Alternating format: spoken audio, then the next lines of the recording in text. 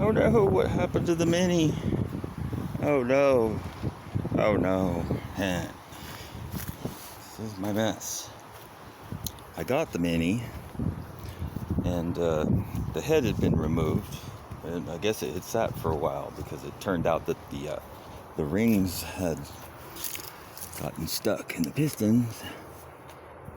And it's like a long convoluted story as to why I don't just put new rings in it right now, but I'm not going to put new rings in it right now. I just got them unstuck, and they do a little inspection of the pistons here and rods, because I ended up having to take them out the top of the block and pull the head off again, because I put the head on not knowing anything would be an issue with the rings, and of course it was, and it wouldn't start, and then the compression was low, and then I wasn't getting any compression. I thought, oh, did I bend the valves or getting the timing wrong or something, but I really didn't think that was the case.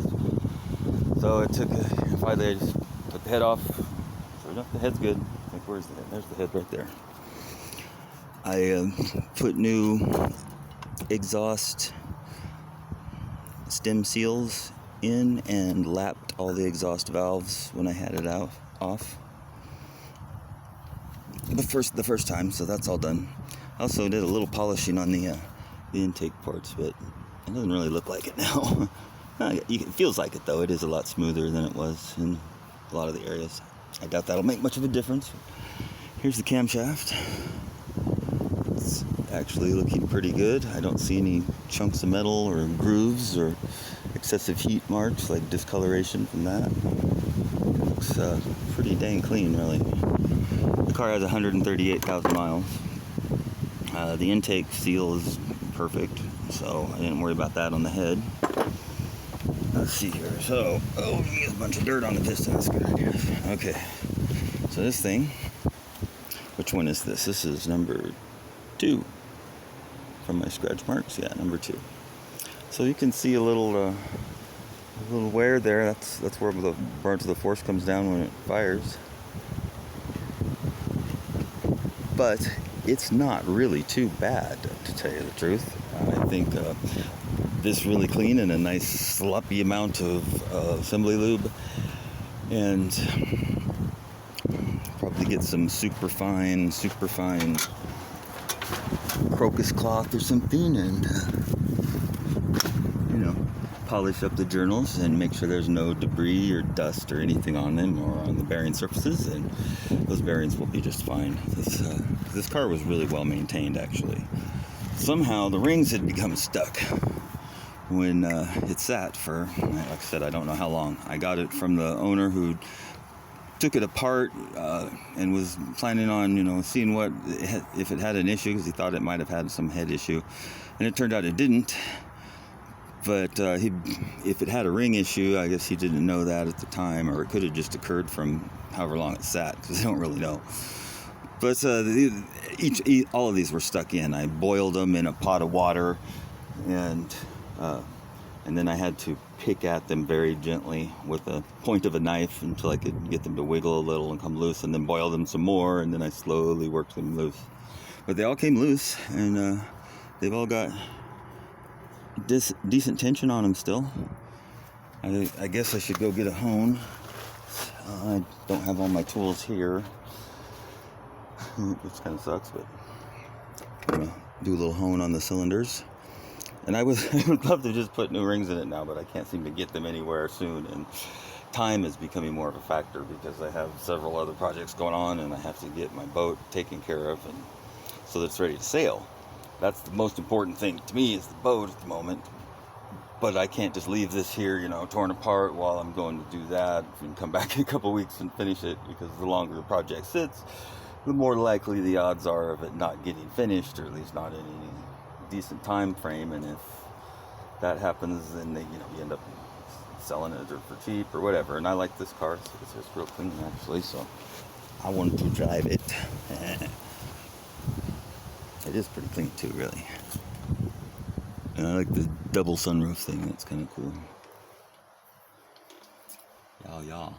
So, anyway, that's my story, and I'm sticking to it. I did all these pistons were very similar, or they were all stuck. All the bearings were very similar. I mean, that does show a little bit of significant wear on that one. Oh, damn. can see it right there now that I'm really looking closely. Ooh, I see copper underneath too.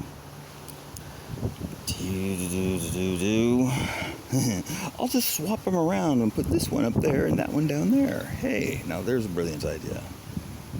Right? It's conceivable to do that. The car's going to run good no matter what. The head will be like new. The rings are unstuck. It's going to run just fine. And the oil pressure couldn't have been too bad. It's been well maintained. That is showing some wear there, right there, though. But it'll be all right too. Of course, with new bearings, I can tack it out, and not have to worry so much. I don't know. I just want to get the damn thing together at this point. It's driving me nuts. You know, honestly, I can tear it apart so quickly now because I know what size of sockets and stuff and what you'll need to do it.